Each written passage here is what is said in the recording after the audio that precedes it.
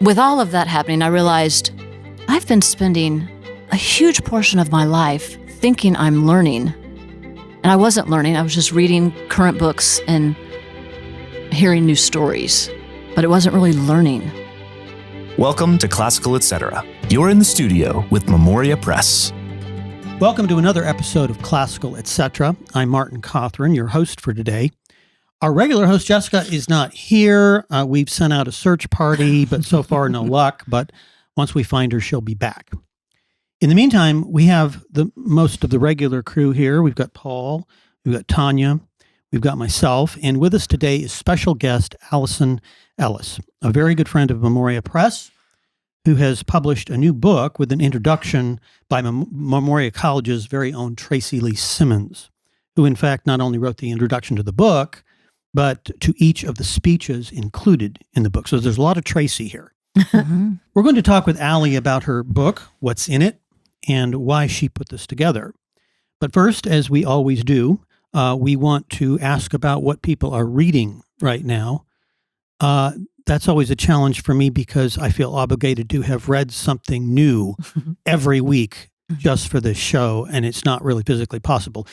But still, we managed to come up with things. Paul, what do you Wait, Martin, you were telling us yesterday about all this reading you got done this weekend. Well, I have an answer to this question. Okay, all right. I mean, I do feel that pressure, but I've been working on Chesterton's Orthodoxy, which I have to start teaching next week. So, okay, I'm most of the way through it. Are you? Then I can go back and reread it before I teach that chapter. Have you read that book, Tanya? No, I started to, and it was too hard for me. I didn't know what was going on. And you told me I needed to do something to prepare first because I didn't understand the context of why he wrote it. But now I can't remember what I was supposed to do. I was supposed to do some homework. Or maybe you were going to help me. Yeah, I always do your homework when you ask me to do it. Well, it was too difficult for me. I didn't know.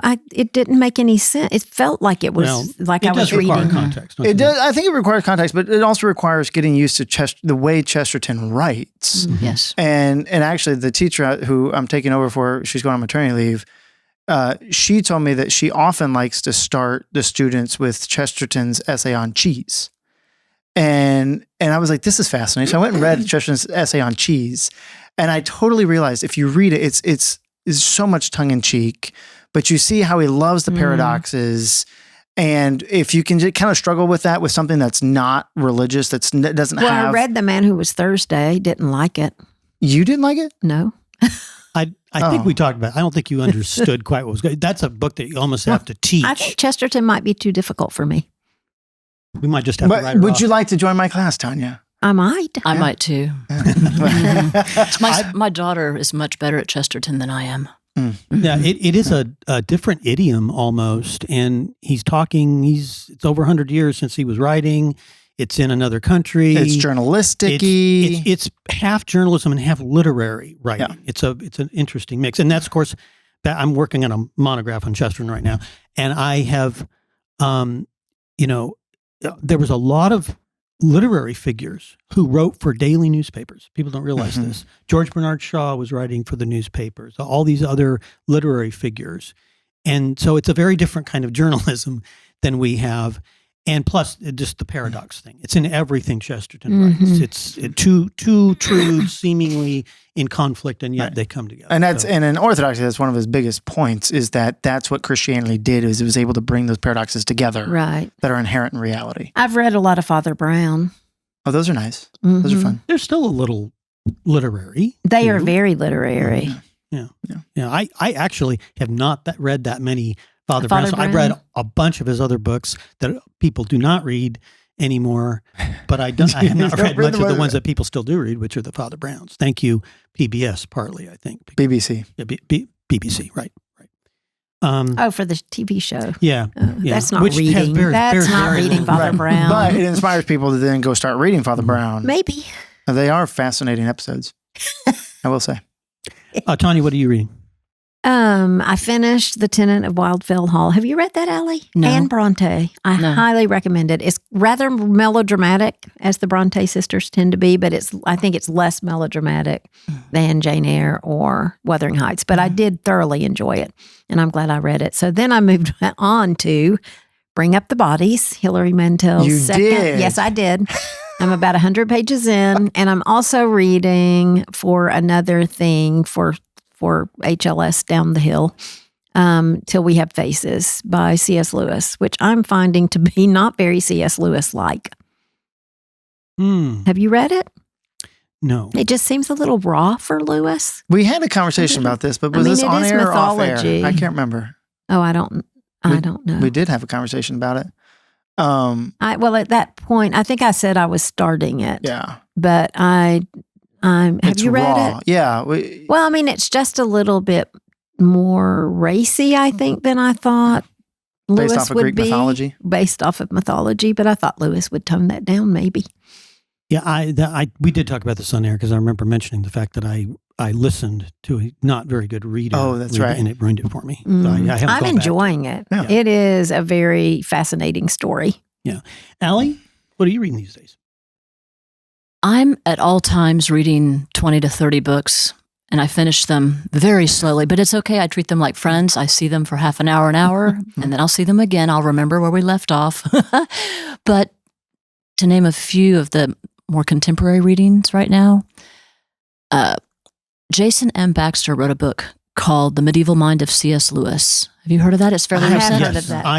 I have read a little bit of that into that book. Yeah. It's wonderful. I've recommended that. Everyone who I've recommended to and they've read it, they love it. Have you read Till We Have Faces? No, I haven't. Put I'm that on really your concerned list. about this. And then a dear friend just gave me a copy of Helena, Yves Lenoir, Oh, which I already yes. We have read and that. I've read. But this edition she gave me has an interview with Waugh in the back by BBC journalist Freeman. And I learned that this was Waugh's favorite work of his.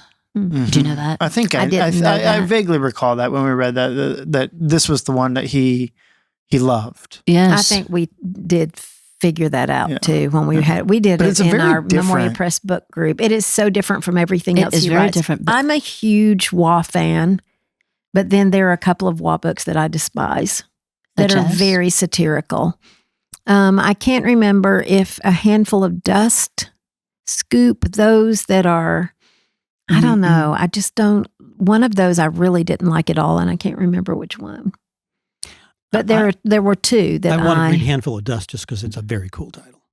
It's a very cool title. That may be the one I Been did sitting on my shelf for a couple of years. It'll be interesting to see. Do you like them all? You Yes. like everything he wrote? Yes. That's interesting. I'm not the over-the-top effervescent fan of Brideshead Revisited that Oh. almost everyone is. I do. Right. Of course I like Interesting. it very much. I'm with you there. But yeah. Mm. I haven't quite understood I feel like I don't like it like I'm supposed to like it. exactly. I that. feel like I reference that in personal conversations so often. That book, Brideshead Revisited. That book took me to reading everything else he wrote Yeah. because I loved it so much. But it is also different from Helena Mhm. and different from everything else I think that he's written. Yes. Oh, it's wonderful. Mm-hmm. But Helena. Well, I'm reading Werner Jaeger's Paideia, The Ideals of Greek Culture, the third volume, because I think the first volume in that series is maybe the best book on classical education, or at least classical thought, that I have ever read. And there's 3 or 4 others I'd put right there with it, but it's a great book, really delving deeply into the Greek influence on Western thinking. So that's what I'm reading right now. So now we're going to read our listener question that we read every week and try to address. And this one is from Aaron. It says, Dear Memoria Press, I've been binge watching the podcast and always enjoy the book discussions at the beginning of every episode. So we have binge watchers, just for the record. I'm one of them too. Okay. I'm with Tanya. I've maybe seen one episode. I don't like watching things I've done or listening even. Question. I purchased the whole set of the great books of the Western world, but I'm struggling to understand the plays by Aeschylus, Sophocles, Euripides, and Aristophanes. Any tips on how to understand and enjoy them? God bless Aaron. Okay, so what do we say about this? They are difficult, aren't they? They are difficult. I think understanding what Aristotle lays out in the Poetics about tragedy is helpful, though, because these are Greek tragedies. Even things that we call tragedies today aren't really what the Greeks meant by tragedy, right? So in the Greek tragedy, you're going to have a hero. You're going to have something where like that person's being elevated. They're going to make some choice that's going to reverse their fortunes. They're going to have a recognition of that. This sounds very much like classical composition and fable, right? Doesn't it? And then there's going to be some consequence of that action. That's kind of the reversal. And what that's meant to do for the person watching the play, these were plays, right, was an emotional catharsis, so that there would be some visceral reaction to it that would then help us to understand in the depths of our being that those are choices we don't want to make. And Are they always negative? In a tragedy, yes. Yeah. Tragedy is. Right. In comedy, it's where, there is good that has come out of it, right? Out of whatever that pivotal decision is. And so once you understand that, then I think the sort of the structure of the plays make more sense. But then the other thing is, they're all dealing with common or well-known Greek mythological stories. And well-known that the Greeks would have known well. Right. And so there's things that aren't made clear in the plays themselves because it's assumed that you're going to know those things.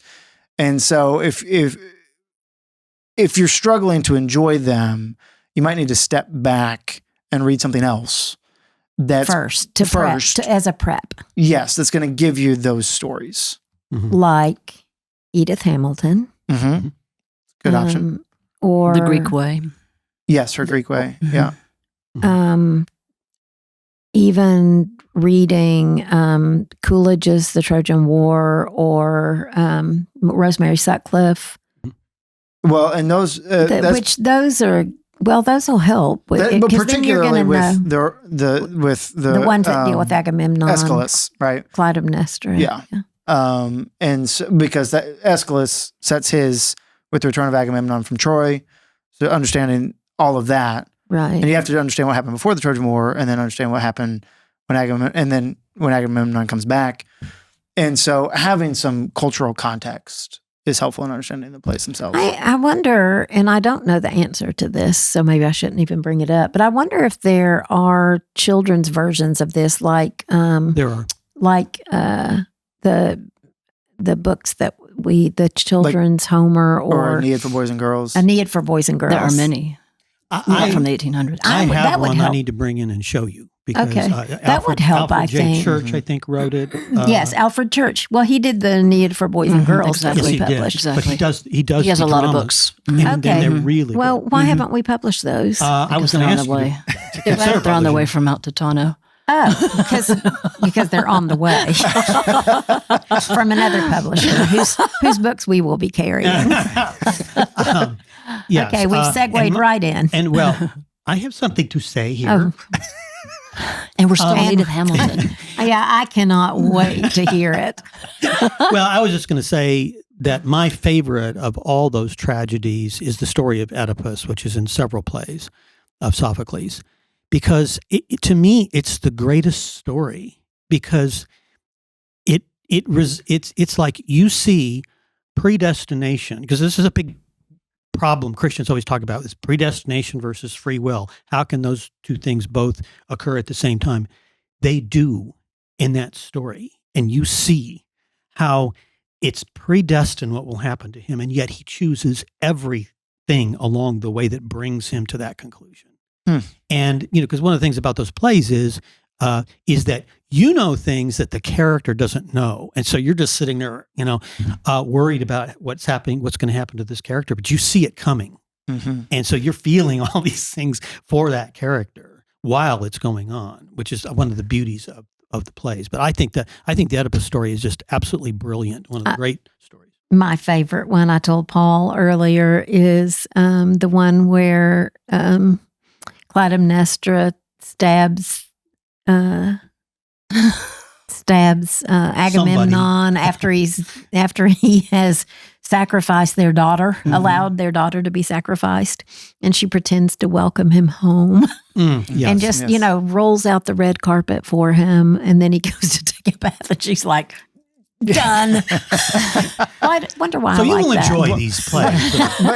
But there's two other things I want to say is if you haven't, in the great books of the Western world, I don't think there's great introductions, but if you have a version that has an introduction, Yes, don't I agree skip with it. that. Yes. That gives you some good context.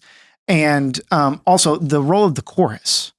That's kind of foreign to us. I mean, Shakespeare doesn't have a chorus. We've seen that in plays. The Greek dramas have choruses. Chori? Not sure. No. It's kind of like a narrator a little bit that kind of you get out of the play. It kind of gives you a little bit, but it's also giving you sort of the emotions that you're supposed to be looking at this through. So that's just once you get used to that, then it becomes normal to you. But it is a different sort of thing for you. Okay. Well, Allie, you were, by the way, one of the refugees of the California fires, we found out. One of the fortunate ones, yes. Mm-hmm. Yeah. And you're here sound and intact. And yes, we are. okay. We made it across the country, charging every 200 miles. Oh, EVs. Yes, Mm-hmm. yes. This is why I have a gas-powered car. It's a good idea. Okay.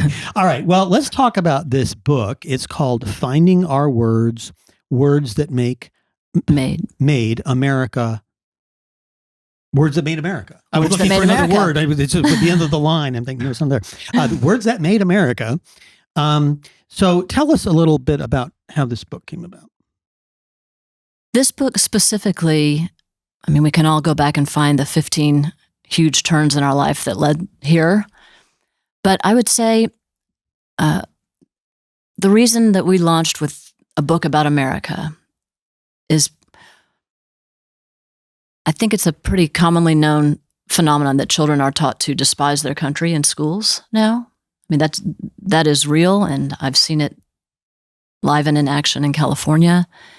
And it's easy to despise something you don't know.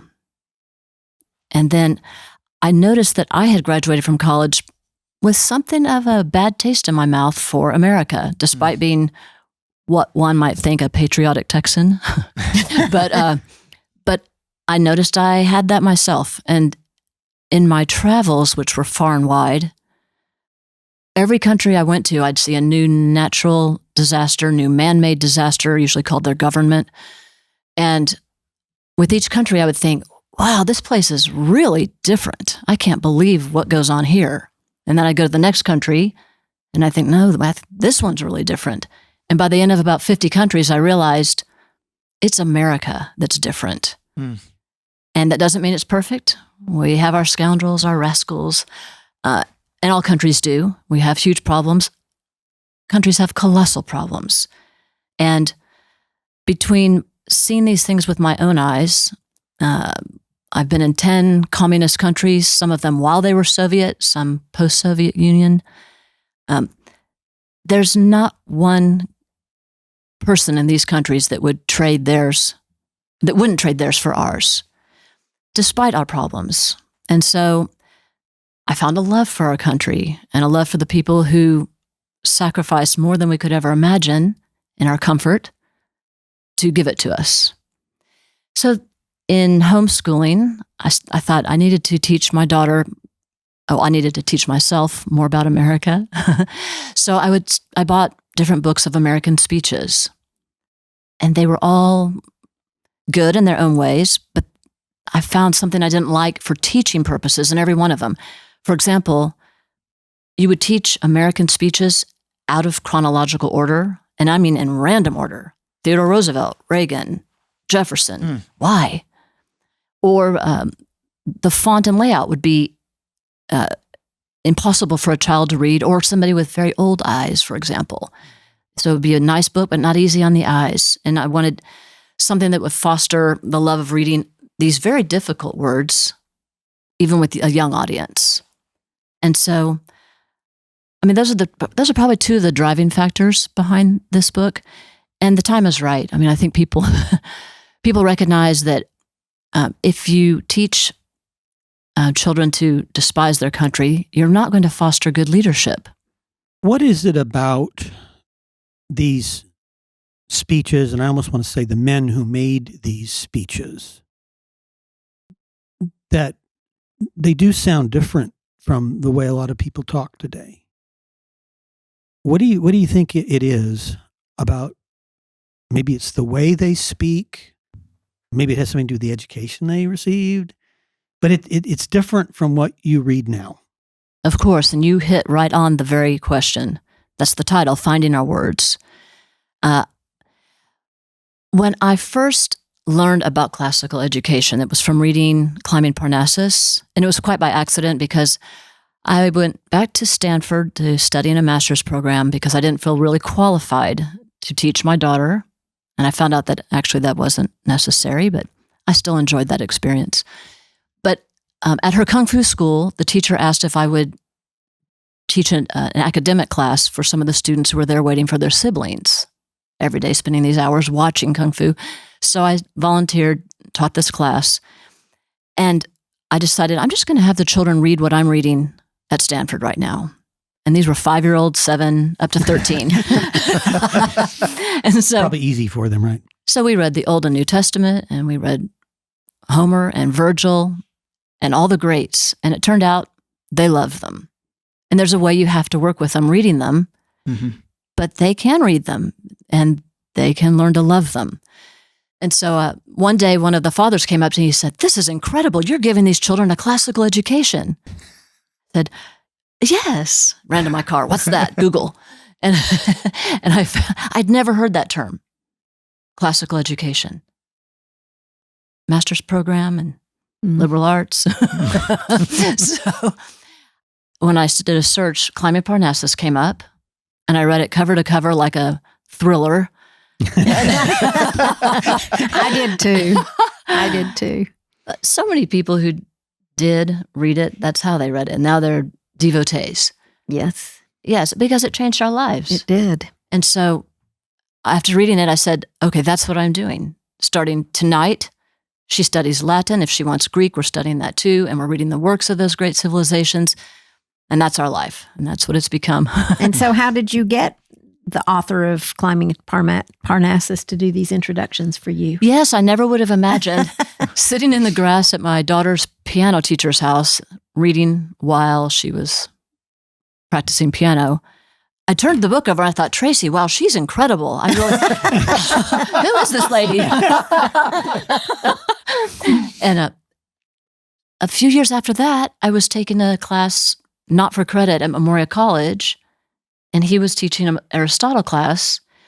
And so this is how I found my tutors for my daughter. I knew quickly she was going to exceed anything I could offer, so I started hiring tutors, and I searched the world for them. And I thought, I have her Latin and Greek tutors, but I don't have anybody to work with her with the English translations of those works in the background until she's fluent enough to read them in the original. So I thought, I bet Tracy would, wonder if he would tutor. And so I wrote to this man I didn't know, and I said, we love your book, and this is what we're doing, and would you tutor?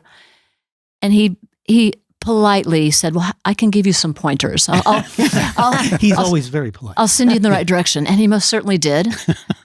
And it grew from there. But so with all of that happening, I realized I've been spending a huge portion of my life thinking I'm learning. And I wasn't learning. I was just reading current books and hearing new stories. But it wasn't really learning. There was nothing new or challenging in it. So I thought, let's try going backwards. So I started reading only 19th century works. And it's been about 10 years that I've primarily read 19th century back to antiquity, all in translation. But in that study, I realized we've lost most of our words. And children, it's down to a few rights, like, knows, with some real words mixed in. And these are smart children. They're fully capable of doing much more than we ask or offer.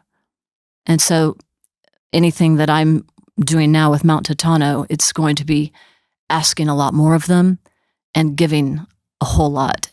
Yes? Why these particular selections? Well, with this, I thought, let's start at home.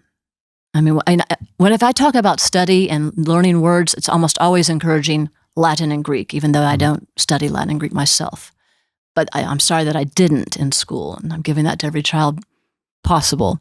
But then I realized many children won't study Latin and Greek, and you need to start at home anyway. And this is really, it's also about fostering leadership. I think there are few people who would not say that we've been at a crossroads of late. And I'd say, over the last several decades in the States, leadership is not what it was. It might be what we need. It's leadership of our day. But when you read these words, you will see there's, for example, elocution was a class that was always taught. Mm-hmm. We don't even know that word. I didn't know that word until That's right. recently. And elocution, of course, leads to eloquence. And do we find eloquence in the public sphere and political debate? Sometimes, but not as much as we might. Well, I just, not so much a question as a comment, but because I think this is in a lot of ways brilliant in that the words, there's a couple of things. The words that we stew in is going to be what we know. That's one thing. But the other thing too is that I think your point about leadership is well made, and that one leads through communication. And I think that point of elocution is huge, that when somebody is using elevated language, it elevates the entire conversation, and people rise to that occasion as opposed to a lower form of communication. And so, and we can get on our social media bandwagon. I mean, that's the problem with social media, is it's always bringing us down to the lowest common denominator. And so I think this it's a great thing for students. And I will say, when I opened the book, I turned to Tanya, I said, "This is beautiful." Thank you. I wanted it to be. It is something that would be pleasant to hold, but in being pleasant, hopefully helps people stew in it more.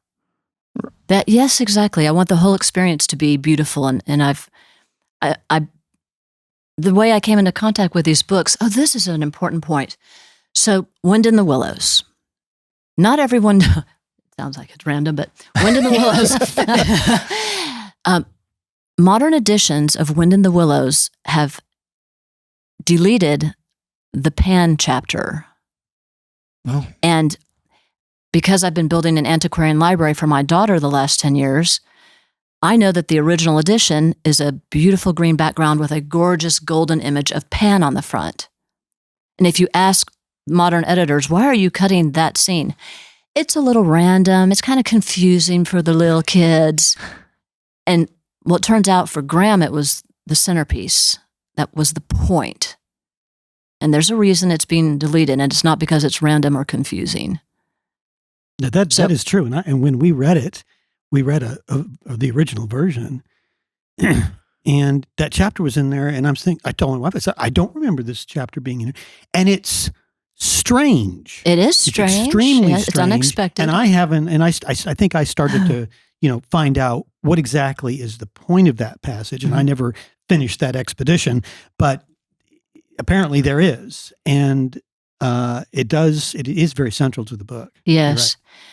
And so that is an example of what's happened overall. If it's hard, if it's confusing, it's just skipped. And, ad infinitum, you end up with sublingual grunts, which is what Anthony Esselin calls our modern conversation. Correctly. Yeah.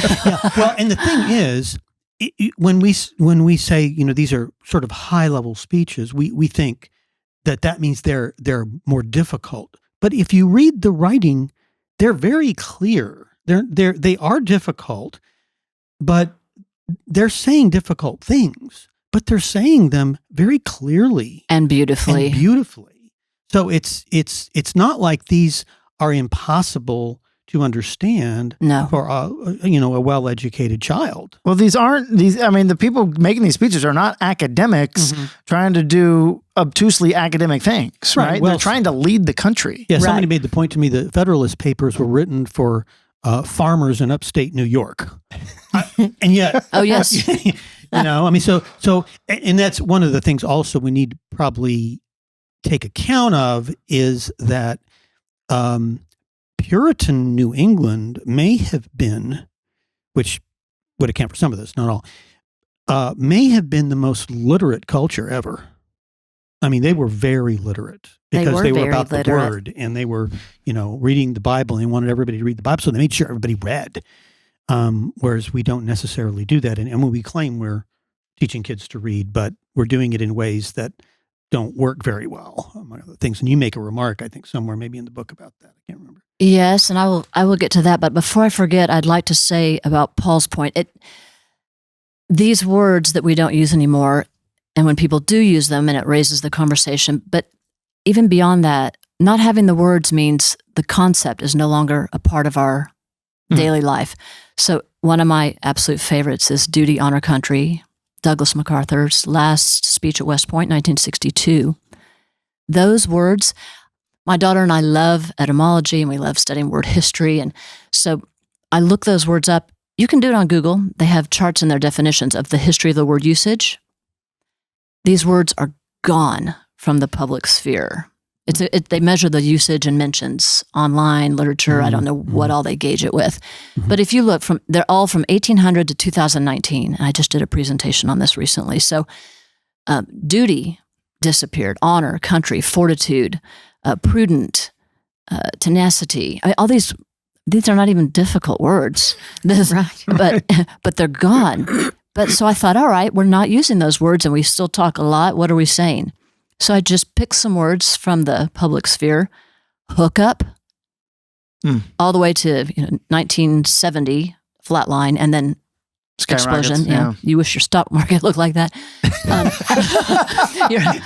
Especially the last week or two. Put that in context, because what did you used to do? I traded the markets for a living, and I still do. And but I've learned patience. You put your seatbelt on when the roller coaster starts, That's and right. it'll all work out. There's one Don't starting jump out. right now. Yeah, hold on. But the words that have druggy, homeless, addiction, hookup. I mean, these are some of the most commonly used words in our. So it's a reflection of society at large. And what our priorities are. Correct. I did notice, because a lot of these I have seen before, because I have a lot of older volumes. But the one that I didn't expect, John Quincy Adams' Independence Day speech Yes. in 1837. Why did you include that? The Adams get a bad rap, both of them. I think that speech in itself is an extraordinary history lesson. One of my interior designer, who's highly intelligent and well-read, he said, "Oh, Quincy Adams, that old windbag." And I said, "Yes." And I left almost every word in there because that's an important speech. I think you can understand much about the formation and working of our government and the reason why in that speech. Mm-hmm. Yeah.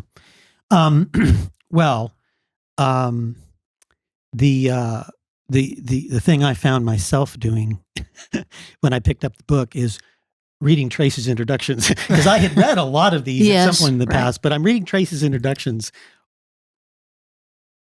I don't want to necessarily ask why you put them in there, because obviously he's very eloquent, but there's something that is very in Tracy's writing, like unto these speeches that he's in. Very much so, and that is exactly the point. He speaks the old language. Tracy, when I read Coolidge, and I read his introduction, and then I get into Coolidge, I can't tell. If I didn't know already, I wouldn't know whose writing it was. Yeah, Coolidge was 26. Yes, for our 150th, July 4th. Yeah. So Tracy is. I think, unfortunately, we've lost many of our great American writers, McCullough and Shelby Foote. Yes. And Tracy was in their league. And he was around them when he was really young. That's the difference. So he grew up with, well, in his young adulthood, grew with these men.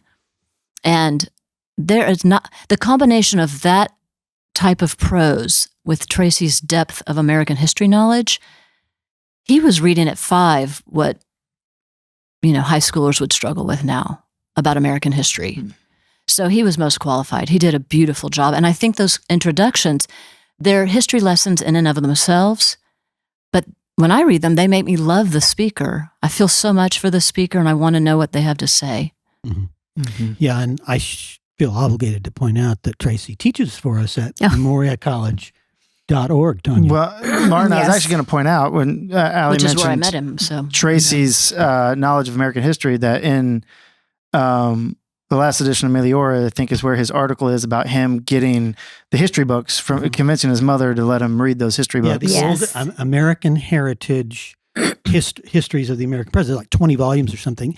And that experience he talks about in there, where he's with his mother in the grocery store. Yes. That's exactly my experience. There was a cardboard display, and they had those books, and I asked my mother to buy them. She would buy me one every time we went. And that's what happens with him. That's right. He says that he, in the Meliora article, that he went in and wanted the books, and his mother said, "I'll buy you the first one, and if you finish that, you can have the next one." He went through the whole thing. And strangely enough, I'm in my basement with my oldest grandson, who's helping me organize my boys' books library, and we find the American heritage, all of those with you've one still missing. got that. Oh, no. So I got to go out and find the other one, because Maybe they're Tracy hopefully- has it.